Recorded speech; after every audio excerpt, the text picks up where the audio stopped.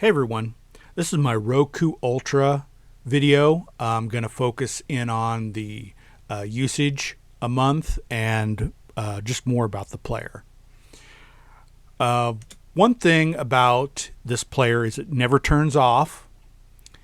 As you can see on the right, it has a screensaver, and I don't know what kind of usage, what this does in the background.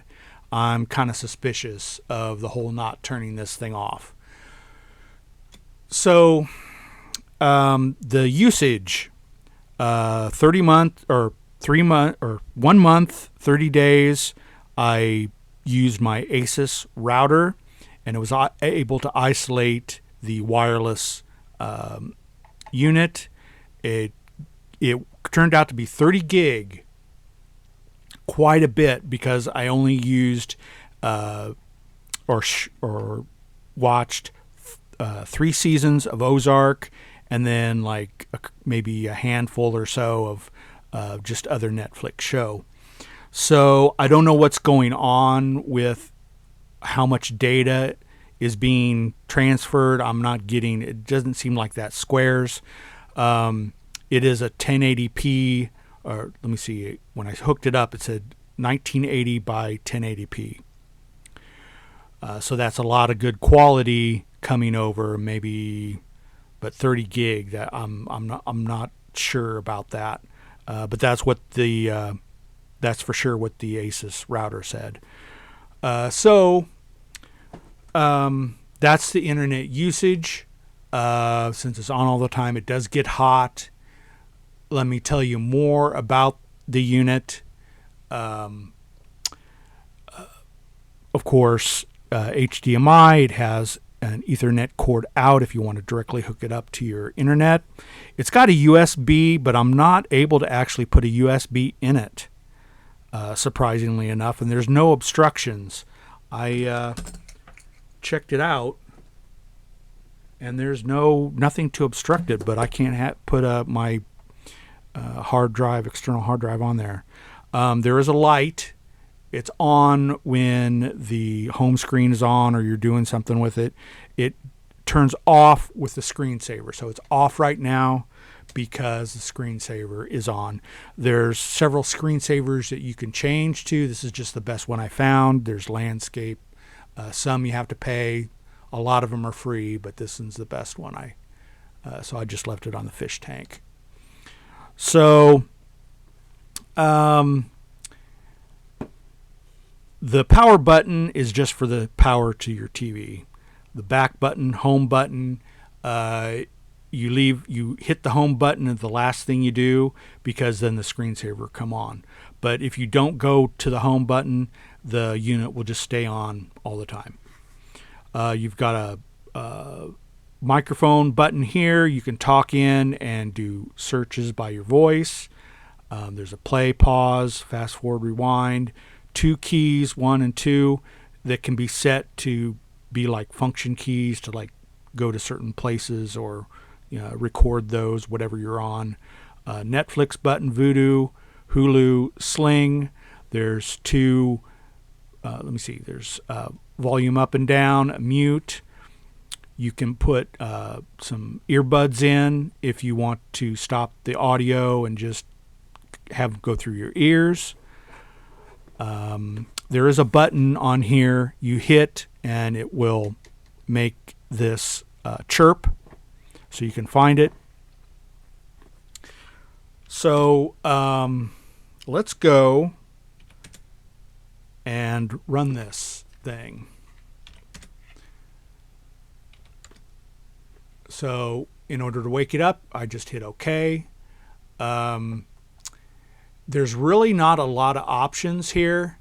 If you do the star, which up in the corner it says options, and that's the star button, you can select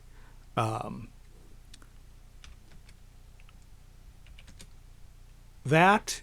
You can move the channel, rate it, remove the channel, check for updates, give feedback, and close. So I think that's for each one. And I'll just hit the back button. I don't like that there's advertising. I hate that. You pay for the unit. It shouldn't be a little advertising box. There's not too much to put on here as far as it's just your standard streaming services. You can't get really fancy. I've got Firefox here and YouTube, but other than that, they don't offer a lot of add-ons or channels. I think the Air TV has a little bit more. You can at least have Android box or Android programs. This is really limited. So there's the home. You can change the back screen, wallpaper, of course the screensaver also. So the batteries are 2 AA. The unit gets really hot when you're streaming stuff. I don't like that. There should be some vents on here, but there isn't. Also, the HDMI can be kind of fickle a little bit. I have this I've got this several years ago because it cost me like $60 a long time ago. Belkton.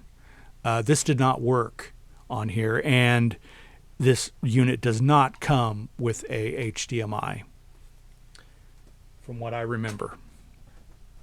When I first took and hooked this up to my setup, I got a copyright notice.